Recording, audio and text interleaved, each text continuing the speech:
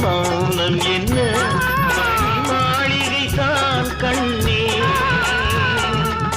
தயக்கம் என்ன இந்த சலனம் என்ன அன்பு காணிக்கை தான் கண்ணே அன்பு காணிக்கை தான் கண்ணே.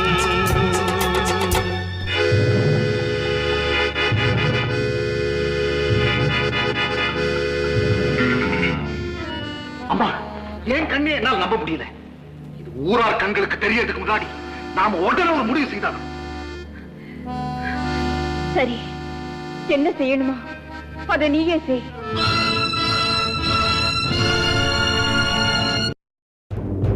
பூஜை அறையில அப்பன் கழுத்திருந்த வைரமா